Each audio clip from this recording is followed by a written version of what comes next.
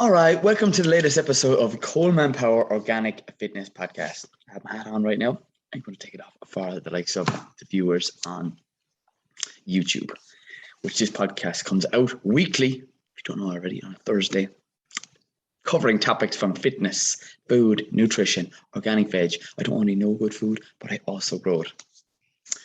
So this week's episode is going to be touching and expanding on something that I come and help people with, whether it just be a question directly from social media or people that come through the organic fitness program. Why? Because sleep is one of the pillars of health, and that is exactly what we're going to be talking about in this week's show.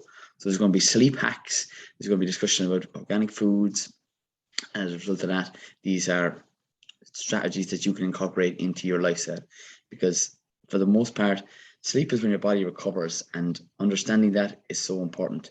And saying you don't have time to sleep or that it's difficult for you to fall asleep, using and finding out firstly why you're suffering from falling into a deep sleep is going to help improve you long term, because you've got to get sleep. Most certainly remembering the fact that sleep goes in 90-minute cycles, and there are 4 different stages. Not massively important. It starts off with the lighter sleep. One, neither more important than the other. It's kind of like we call it the chapters of a book. The introduction is important, the midsection is important, and also the conclusion. And the 2 main sections are both non-REM and REM, and then split up into 4.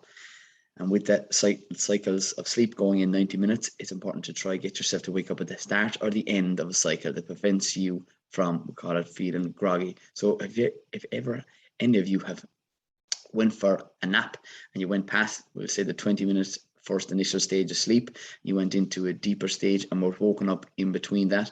You're woken up literally like you didn't know what country, never mind know what time it is. That's because you're waking up in between the likes of a cycle, and you're in a deeper sleep, as opposed to waking up at the end or the start of a 90-minute cycle. So that's why I typically go to bed at a regular time, both the start of the week and the end of the week. It doesn't matter the day. So I'm going to go through 10 different hacks and food choices and, I suppose, lifestyle approaches to improving your overall sleep. You can either write these down, but I'll be doing a recap at the end. And whatever one you're not doing right now, I do recommend you to add it in to, I suppose, make sure that you can improve your sleep. What I'm doing right now, as I hit my watch, is put on a timer, because I do these in 30 minutes roughly. So we've gone a couple of minutes in already. So I'm going to go 28 on the watch. And yes, the first of which would most certainly be a food choice. And the food choices that I do recommend are high magnesium foods. For those of you that don't know, magnesium is used for over 300 processes of the body, just 300, and energy production being one. But also, secondly, following that is relaxing muscles, which aid in a good night's sleep. It reduces anxiety. These are things that people should be consuming from whole foods. Yes, you betcha, you were surprised I said that, right? No, you weren't. So whole foods that are high in magnesium.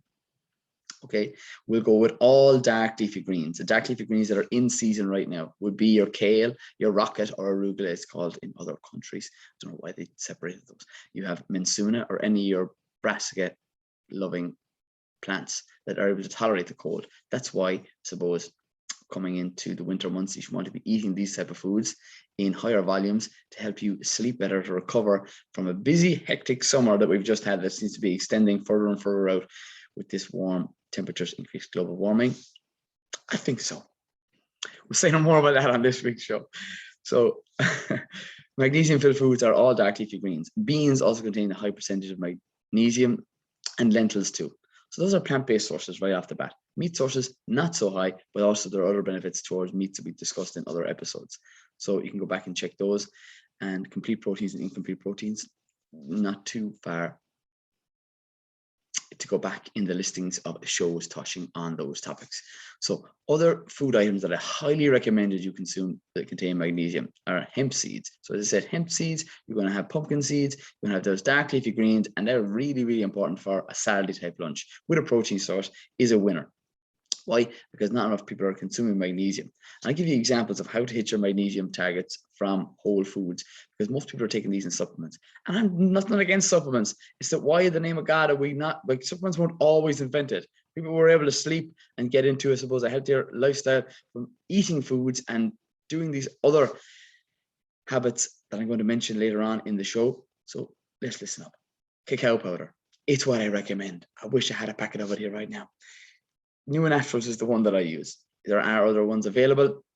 It's a high quality one. It's an Irish based company based in Galway.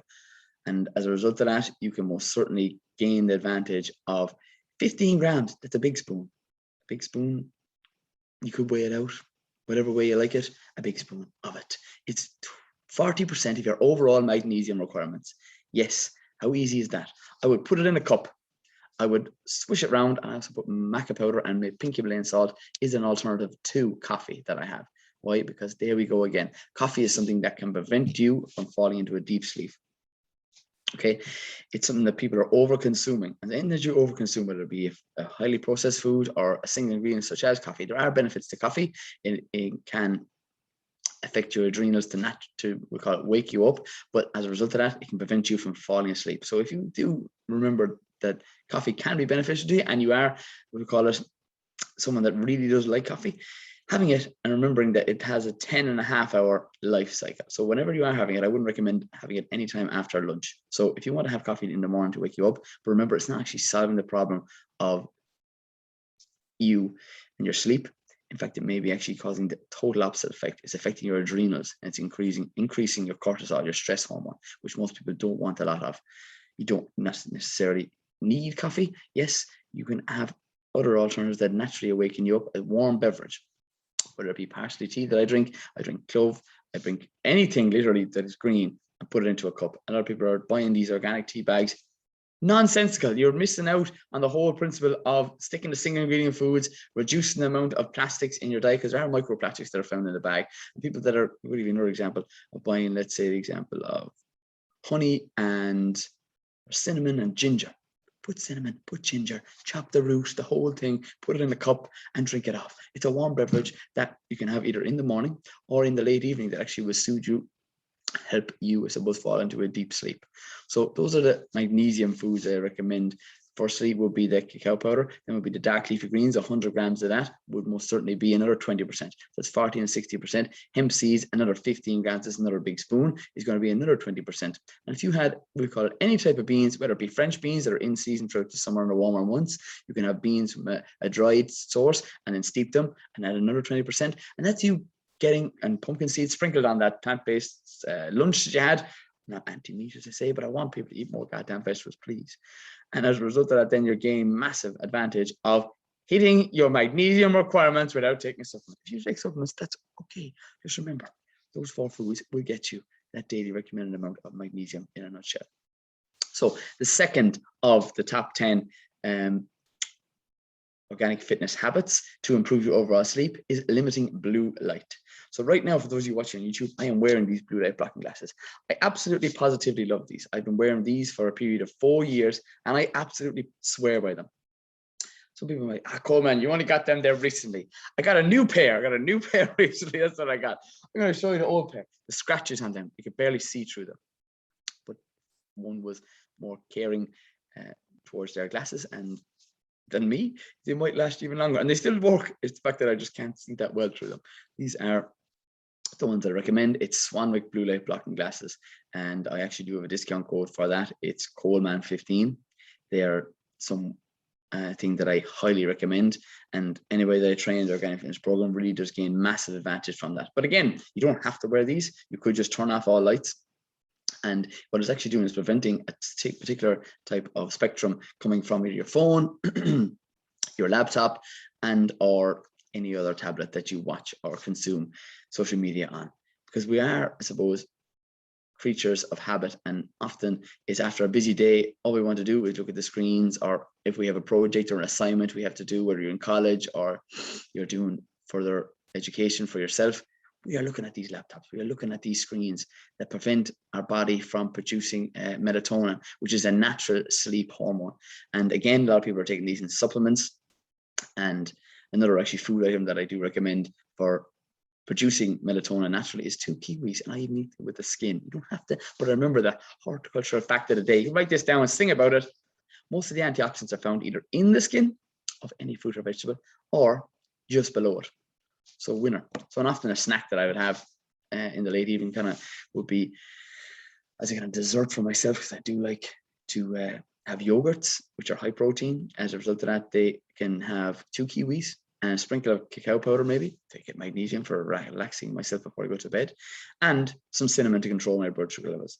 That is something that I do recommend as well. Why? Because what I do is what I recommend. I don't recommend these fancy tablets or strategies that nobody can do, that you need to do on a regular basis. These are simple approaches. They're whole foods that you can add into your lifestyle. I'm most certainly getting those organic kiwis, and I actually have been trialing. I've been trying to grow organic kiwis myself in a polytunnel, and this year I won't say failed. It's literally the size of my thumb in a full year, so they need a bit of heat. So bear with me on that, and I shall tell you more about the stories like James and the Giant Beanstalk. That's a fairy tale that it will come, it will grow. Bear with me. And okay, that brings me on to, I suppose, the third of the hacks is reducing processed foods. I know some people may be addicted to it, but that's exactly what you are. You are addicted to the sugar. So switching up your diet to have high fiber, high protein, and most certainly reducing, if not eliminating, processed foods. Because as well as actually doing processed foods, it's actually increasing your blood sugar levels and preventing you from falling into a deep sleep. You need sleep to recover, as we touched on. But most people, the thing they say is, oh, I need a treat. The whole idea is if you're getting foods and cooking them from single ingredients and adding spices such as turmeric, ginger, black pepper to activate those anti-inflammatory properties, using organic veg stock, using basil, using tomatoes, that are all natural, sweet to taste fruits and vegetables in your meals, food will be a treat, and it should be. And processed foods are never good, no matter how well they're packaged or how brightly they're labeled, such as high fiber or so sweet, natural sugars. It's rubbish, lads. You're fooling yourself. If you buy processed foods, you have it in the house, you're much more inclined to have it. Don't buy it. Don't have it. Make sure that you have the best chance of success, whatever your fitness goal is, because if you want, I suppose, to lose weight, it's really important to remember that your hunger hormones are regulated when you do get a good night's sleep. The 2 hunger hormones are leptin and ghrelin. Okay, how do you remember that? Grr sounds like hungry. Ghrelin is your hunger hormone. Leptin is the other one. It's your satiating hormone. If you get a poor night's sleep, your ghrelin hunger hormone is increased. If you get constant good night's sleep, as a result of that, you will most certainly have less cravings, and it will make it easier for you to make healthy food choices throughout the day, whatever time you have your breakfast at. I'm not one for particularly telling people to have breakfast at a certain time. I do look into people's diets and what time they would have, I suppose, a meal, because that can be something that can prevent them actually from falling asleep, and preventing definitely having your meals too late in the evening is something I do, I suppose, get people to be aware of. Okay, this moves me on to the next one. Processed foods follows alcohol. A lot of people say it's Friday, and the sound comes from it's Friday, yeah. They say that, and they play that song on a Friday. And people are finishing work early, and they're going straight to wherever they can buy their quickest bottle of wine, or they would have a bottle of beer to maybe relax themselves. But what you're actually doing is you're preventing yourself again. It's actually acting as a stimulant. And most people say that my collar has been actually up. People that are on YouTube, up the whole time. How come you never told me? I have to look profesh on these YouTube videos. So alcohol, I don't recommend it. It's not that I don't drink, it's I don't drink on a regular occasion. I sure as hell don't drink and try convince myself that it's actually benefiting my sleep. It's actually preventing you, I suppose, from falling into a deep sleep. And people that drink on a regular occasion cannot get full benefits of your sleep because it litters your sleep. And as a result of that, you're waking up, but you don't actually realize it. So limiting, if not reducing or eliminating, yes, the alcohol that you consume, and especially, I suppose, with alcohol being liquid calories, is something that I don't recommend to people who are on a fat loss journey or that are training for the first 6 weeks of the organic fitness program. Why? Because liquid calories do not fill you up. You can factor them in, and the whole idea of weight loss is most certainly to be into a calorie deficit, but I do not recommend it for the first 6 weeks because it doesn't help you, and you need to do more things that benefit you to reach your fitness goals. I suppose it's like the idea that if you were given the answers to an exam and all you had to do is do it and follow it step by step, and you didn't do those, it would be absolutely, some people would call you crazy. And that's the exact thing what I do with people. I give them the whole program. I tell them exactly what I do. I mentor and coach. I give them the training. I give them the foods. I even tell them about how alcohol causes a negative effect on your sleep. And if you're not recovering, you, as a result of that, your hunger hormones are all over the gaff. And then on top of that, it's not going to help you long term. So, not that I don't drink myself, I do on occasions, but it sure as hell is not every weekend and it's not every Friday. All right, next one is something that I'm a real passionate individual about, okay, is using candlelight. Okay, candlelight is something that doesn't emit that blue light, and it could be something that you could incorporate into a romantic evening with a significant other. And still waiting for mine to come. Knock at the door. This is saying, this is saying that. But yes, using lights, and definitely using low dim lights if you don't have candlelights, but it's a way, I suppose, of again naturally unwinding, and it gets your body to produce that chemical hormone, melatonin. Melatonin is so important for initiating sleep, and we touched on the Kiwis that can most certainly do it, but it's produced naturally. And a lot of people again are taking supplements or tablet form melatonin, which can, I suppose, prevent your body from naturally producing. So if you are taking melatonin tablets, also working with a practitioner or someone, a dietitian, who can actually help you and point you in the right direction towards taking less supplements or tablets or medications to improve your overall health naturally. Because again, we are looking for optimal health, and it comes from healthy habits, healthy foods, and local fresh and organic produce being always the gold standard. And then with using candlelight, another thing I highly recommend is using sunlight. This is number 6. So sunlight, a lot of people have demonized light, and for good reason, but they often talk about the negatives. I want to talk about the positives. Light is so important. Without it, nothing would grow, nothing would flower. In fact, we would die. Sunlight is what you're looking for, not the heat. People have a poor relationship with sunlight, whether it be Irish, American, Australian, or based in the UK or anywhere in Europe. I have a couple of listeners scattered all across the continents. So it's something that people have a poor relationship with. They see sunlight more often than not. It's whiter individuals who see sunlight and they go out for the whole day and they get burned top to toe. They say, yes, I'm cooked, I've got my tan. In fact, you've caused major inflammation and may have caused serious illnesses such as cancer and melatonin, major issues with your overall health. And I don't recommend that. I recommend you getting sunlight first thing in the morning. Sun gazing is something I do myself. And as a result of that, I gain my body's ability to set my circadian rhythm. That is your body's ability to realize that it's morning, it's time to naturally awaken yourself. Then after that, then I also try and combine this with grounding. Grounding is something, again, that actually increases a little bit of your cortisol, which is necessary for naturally awakening the body, okay, without the negative effects of the caffeine. So that's worth noting. And what else helps using sunlight is getting it on your face. Getting it on your face, again, is naturally going to awaken the skin, and skin being one of your pillars of health. It's something that I do recommend people to do first thing in the morning, watching the sunrise and then following the sunrise. I don't ever recommend sunburn. So the heat from the sun and excessive amounts can most certainly cause issues with redness, and it's not the idea to get burnt. It's sunlight you're looking for, not the heat.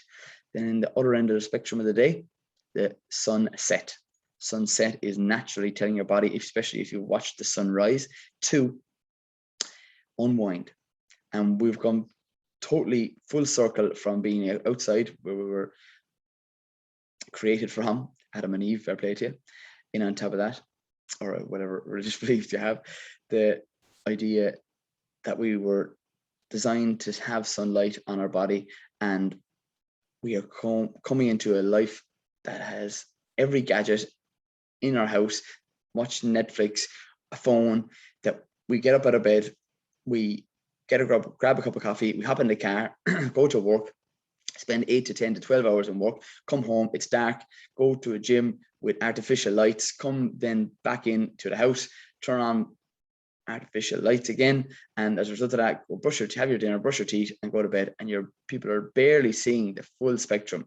And if you don't get full spectrum of the sun, you're lacking and missing out on so many different benefits, and one of those being improving your sleep. So sunlight is something that I always look into with clients. Okay, and direct indication whether you're getting enough sunlight is the tone of your skin. Again, you can naturally improve your tone of your skin by getting early and late evening sunlight. I don't ever recommend the likes of midday heat.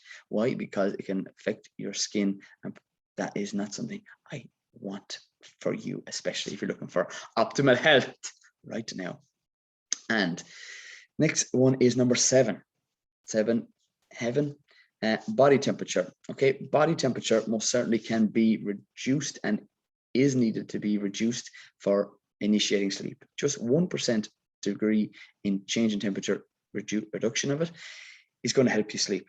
So whether going from a hot shower to cold tiles is something that can most certainly do that, or grounding outside again, because why? Grounding is there's a lot of cells located on your palms of your feet and the palms of your hands. That is something that can reduce down your core temperature. And this is something that I must expand on for people that do exercise in the late evening. If you do exercise too close to your bedtime, your sleep, the time you sleep, the fact it can, when we increase our blood flow, we're increasing our body temperature. Increasing your body temperature is something that then can cause you and prevent you from falling into a deep sleep. So then in that case, colder showers from reducing that heat, pulling the heat from the center of your body out towards the outer areas where it can be cooled down by the water. So if ever you're suffering with sleep, you were often told to either wash your hands or splash your face. That was for that very good reason, because again, both on your hands and your face are two of the higher percentage of where your cells are located, so you can cool down your body naturally. I love these simple little tips. And if you do have heating in your house that you can, and thermostats in each individual room, turning it down just a couple of degrees, and it's easier to fall asleep in hopping into a cold bed. However, some people say, oh, couldn't hop into a cold bed. I do recommend it if you're looking to, I suppose, fall asleep at a quicker rate than you have otherwise previously have been. All right, and now number 8. This is so important. How many of us are sleeping at irregular times and in irregular beds? I must recommend you to fall asleep at the fact that at a specific time, Monday to Friday. Your body is and works like clockwork. The idea that people can clock up and catch up on sleep at the end of the week is nonsensical. Why? Because sleep is not like a bank account that you can pay back. You can be in a massive debt throughout the week and then try and pay back at the end. It doesn't work like that. The more regular routine sleeping pattern that you have, the better. Going to sleep at a particular time and getting your recommended 8 hours of sleep. So remember, the sleep goes in 90-minute cycles. So give the example, if I go to bed currently hours of 9:30, I get up at 5:30. So if you want to tailor that to yourself, you're going to bed at 10:30, you get up at 6:30, or bring that back 90 minutes from that initial 5:30 or 6:30 area. Whatever it is for you, try pick a time that's suitable. And if you have a partner, or if you are doing things later on in the evening, that's absolutely fine.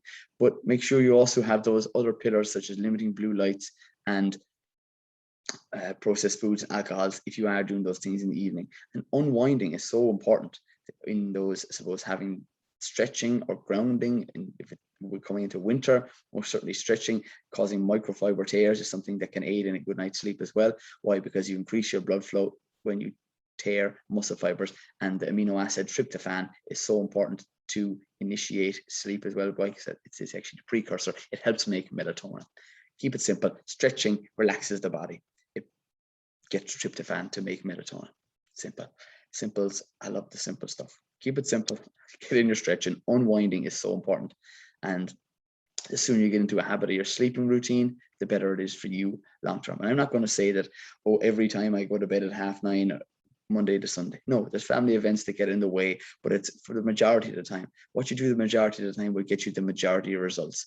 There's that fact that 80% of the time you want to be doing healthy things, and 20% of the time you're doing less quote unquote healthy things. But it's about a little bit of balance. But if the balance is swinging in the wrong direction for you, you most certainly should add in definitely some of the top 8 habits that I've just listed out here. Now I'm going on to the likes of another habit that I want people to incorporate in is more chemical-free foods.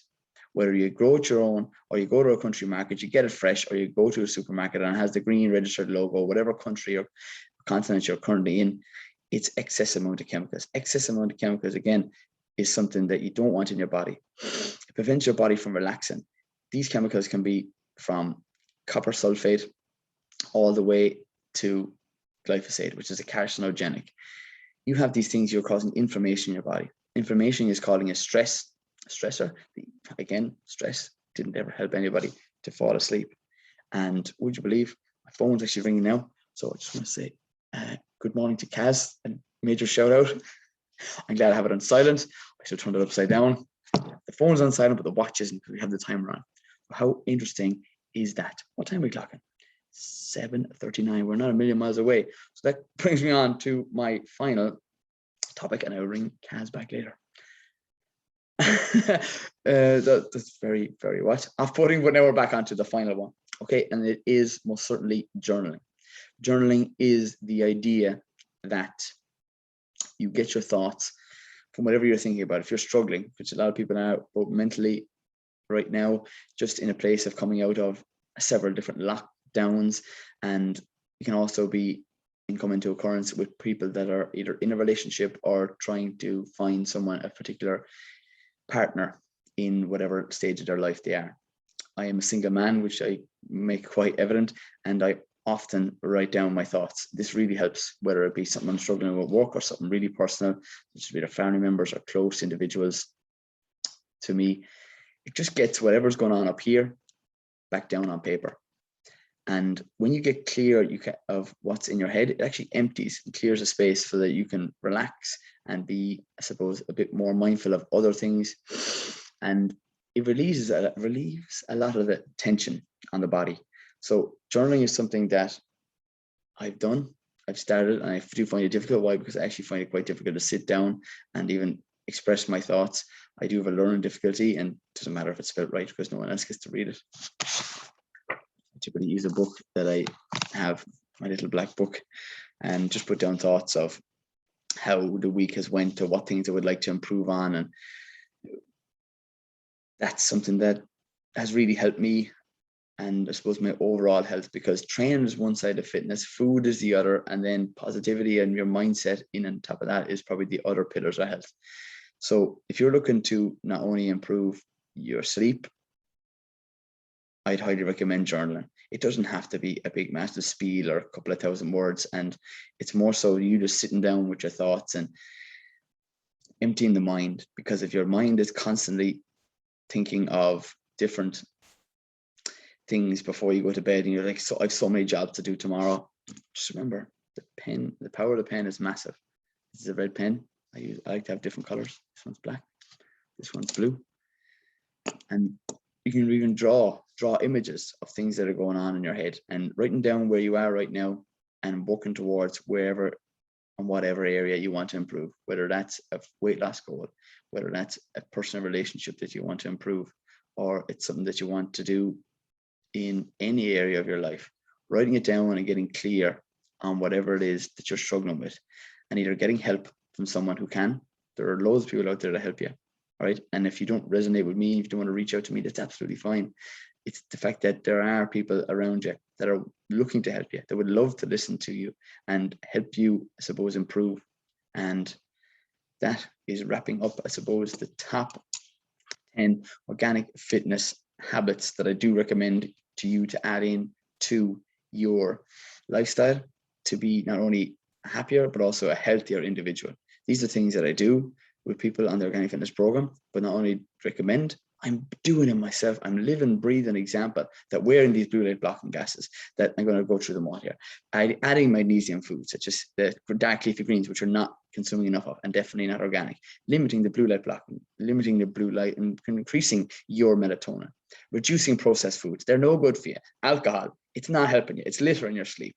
Using candlelight and the sun to gain major advantage of the light that increases your melatonin that sets your circadian rhythm, not having your meals too close to bed, because digestion is a huge process the body has to go through. Okay, reducing your core body temperature by 1 degree can help you fall asleep that bit quicker. Okay, regular sleep times, excess exposure to toxins, organic foods, ads, bish, bash, bosh. You've done that already. You've got to consume them. Okay, and journaling being the 10th. All right, I just want to say thanks very much for listening to this week's episode of the Colman Power Organic Fitness Podcast. You'll be doing me a massive favor if you would have shared this in your stories and or told one other person if you don't want to share it in your stories. And on top of that, is most certainly major grateful if you give me a 5-star review on anywhere you listen to this. Mostly iTunes is great for reaching and getting me to connect to people that otherwise wouldn't have had the opportunity to. If you have any suggestions of either podcast or anything, just send me a message. Instagram's the best place to get me, 100%. All right, as I always end these shows, stay tuned, stay classy, and keep it organic. Your beauty.